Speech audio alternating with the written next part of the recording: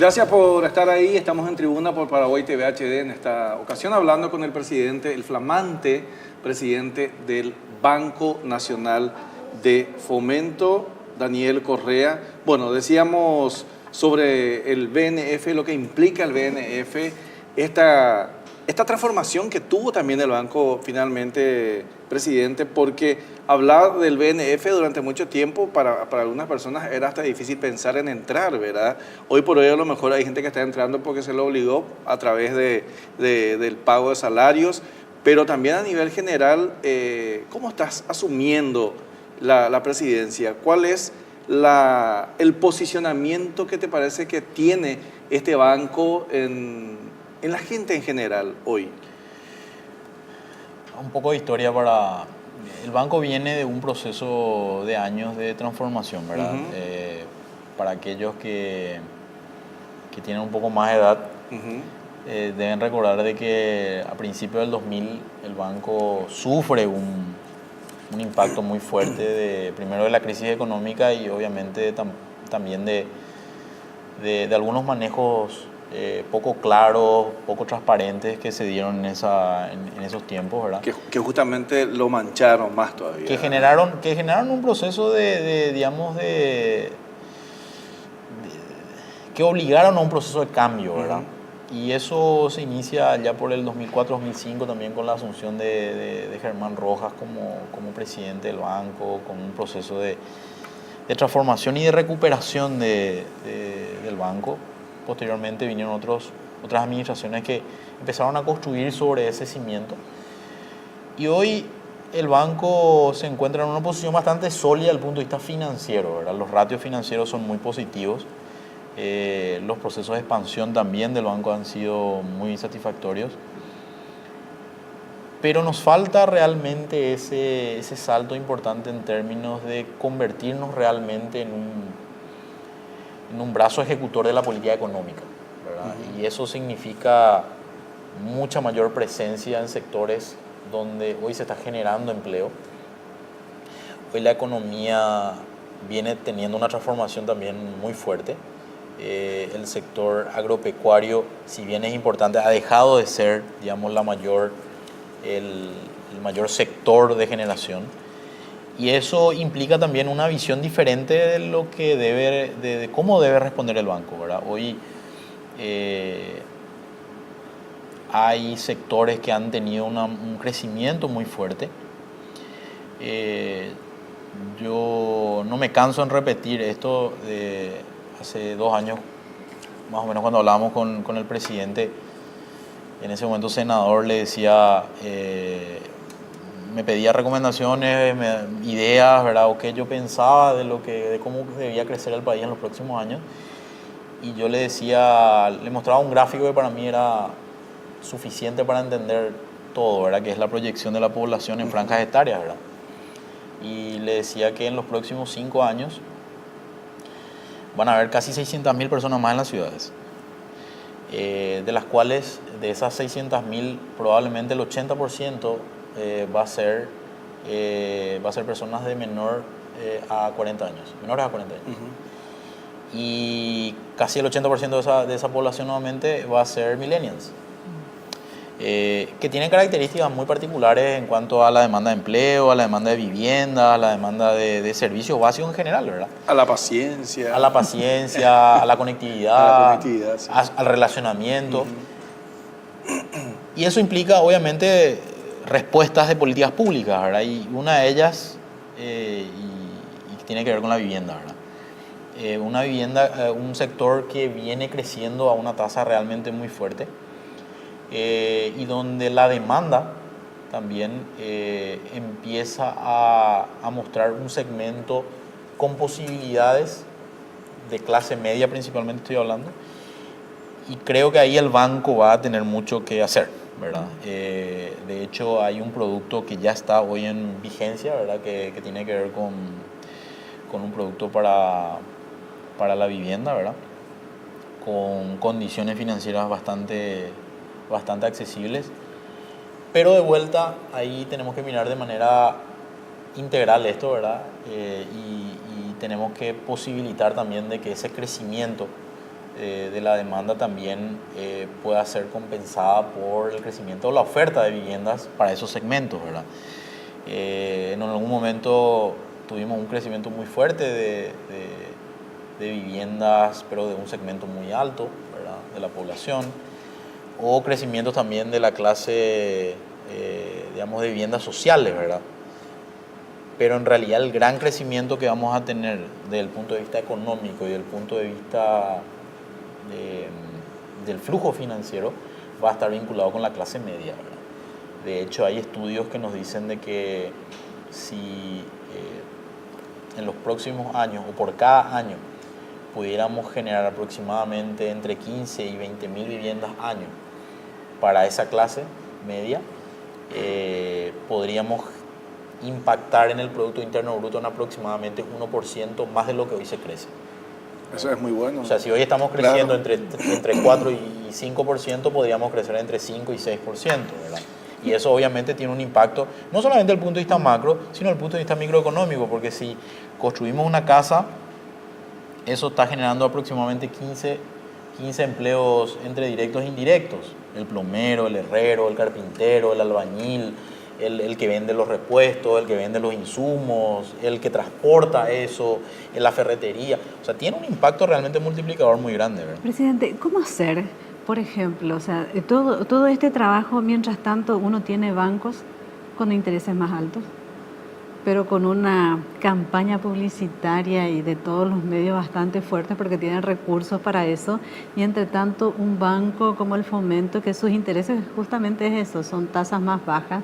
El costo operativo más bajo también, ¿verdad? ¿Cómo llegar a eso? Porque es como vas compitiendo ya de manera desleal, digamos, con productos con menos intereses que a nosotros nos debería interesar, pero con una campaña masiva importante. Yo diría, no diría que es una competencia desleal, yo creo que una competencia desigual, ¿verdad? Más que desleal. Creo que al ser una institución pública se rige obviamente por las reglas del derecho administrativo y requiere, digamos, del cumplimiento de reglas establecidas por el sector público. Ahora, nosotros tenemos un ente regulador,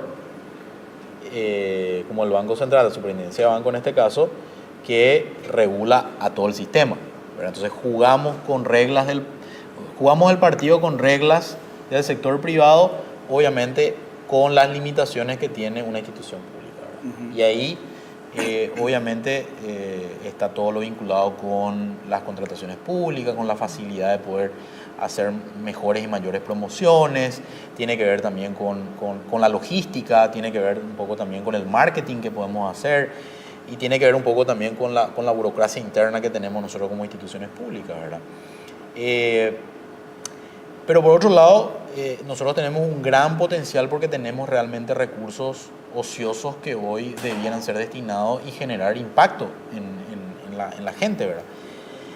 Creo que lo que tenemos que empezar a trabajar es en una complementariedad que vengo diciendo, ¿verdad? Donde hay sectores donde hoy el sector privado, la banca privada, realmente es muy eficiente.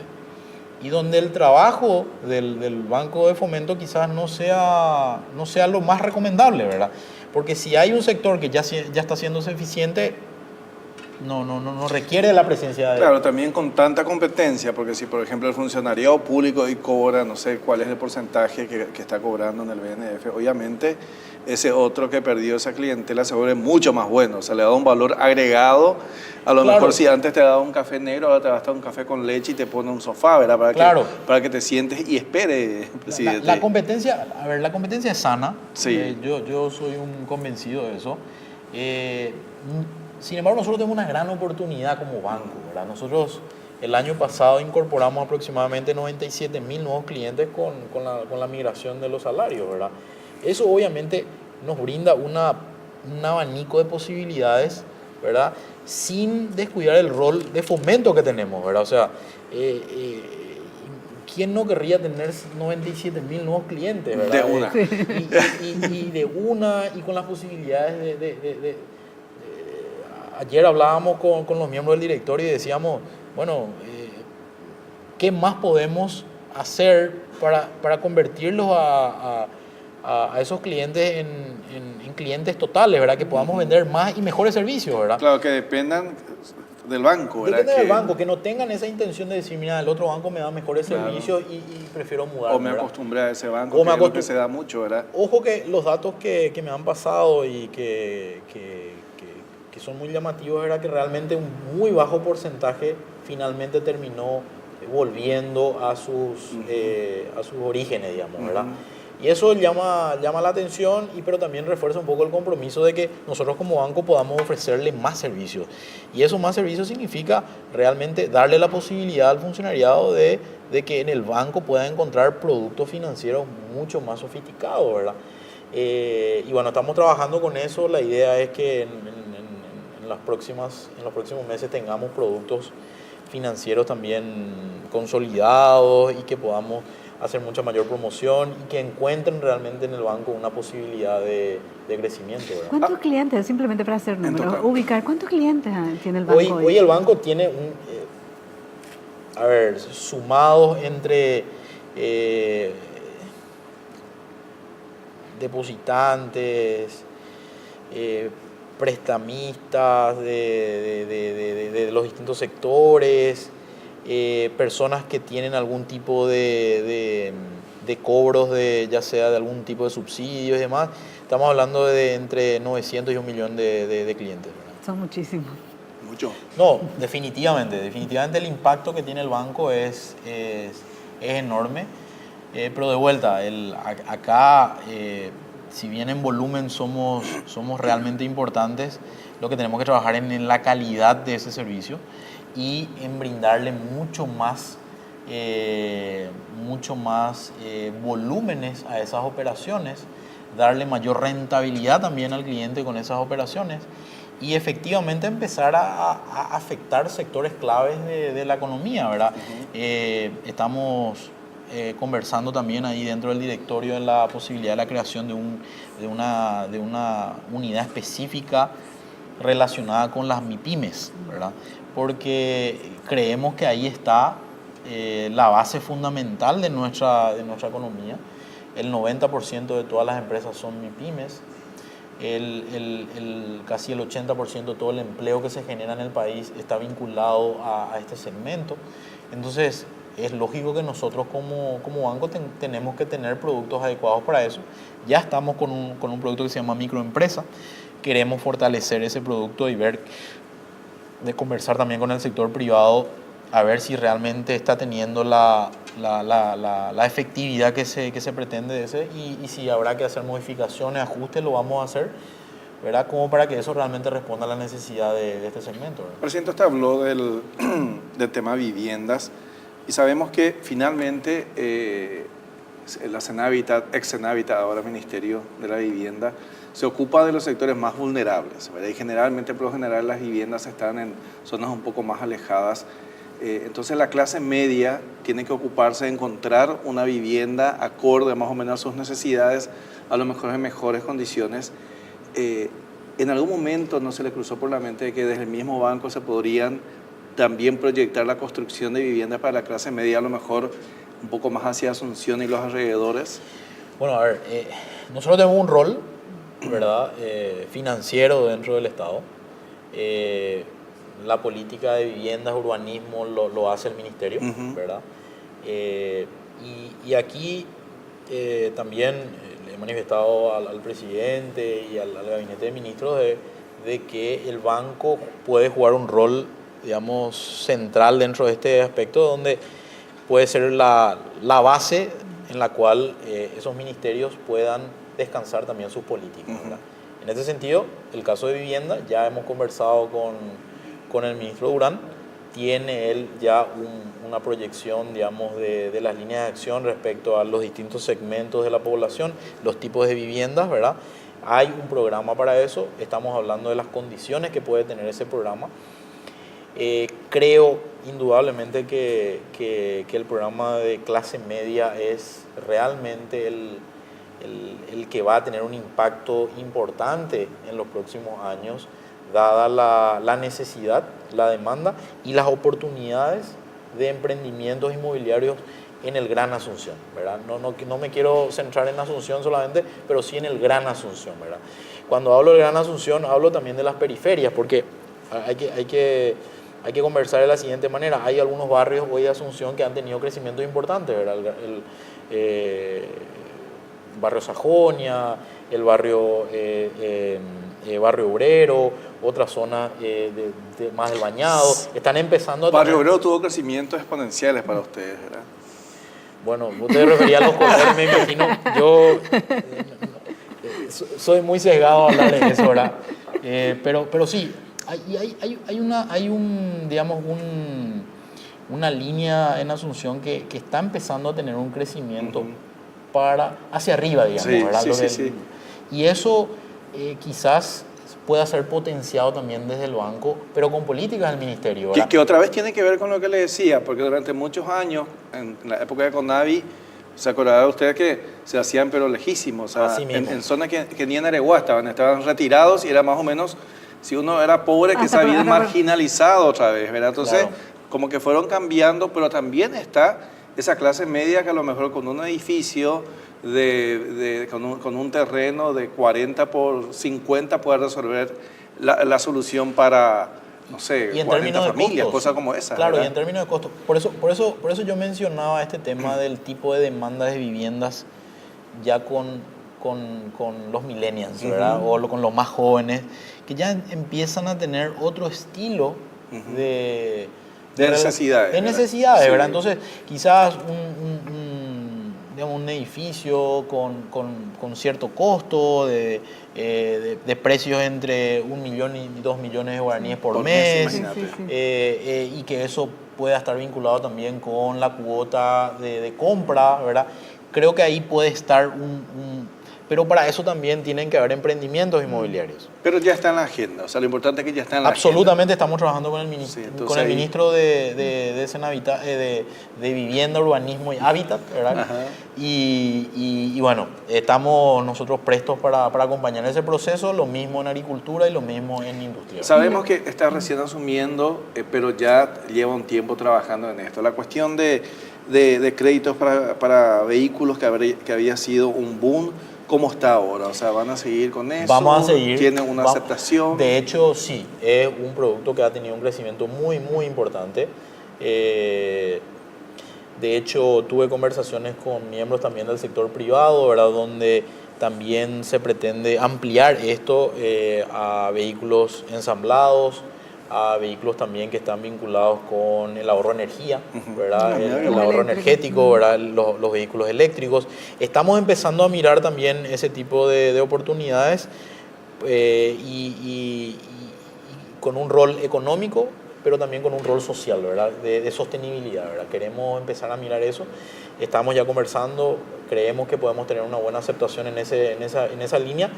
Y bueno, acá todo lo que tenga que ver con dar mayores posibilidades, mayores oportunidades y tener mayores productos financieros para nosotros va a ser fundamental, ¿verdad? Por lo visto están hablando. El día pasado me tocó entrevistarle al ingeniero Ferreira, me decía, ¿por qué no pensar 30 kilómetros de camino verde? Y uno se decía, imagínate sin ruido, que sea eléctrico. Y bueno, usted dice también lo mismo, es como que va todo relacionado o un camino a algo, ¿no? Y hablábamos también con la gente vinculada a la industria, ¿verdad? De hoy el parque de máquinas del sector industrial también ya empieza a tener una obsolescencia, ¿verdad? Y se requiere, digamos, de nuevas máquinas, las máquinas más amigables con el medio ambiente. Y eso también requiere de una inversión importante, ¿verdad? Y estamos hablando también de por qué no tener una línea de financiamiento hacia un uso más correcto de la energía, ¿verdad? Bueno, estamos hablando con el presidente del Banco Nacional de Fomento, hablamos entonces sobre, bueno, todo lo que tiene que ver, cómo encontró. Se hablaba de una mudanza, ¿eso sigue en pie o van a revisar, presidente, la construcción de una nueva sede para el banco? ¿Ya quiere irse el centro o cuál es porque ese edificio es emblemático, obviamente, ¿eh? El edificio del BNF creo que es uno de los primeros más grandes. Es el emblema de la ciudad. Yo me siento muy orgulloso de ser parte de ese edificio, ¿verdad?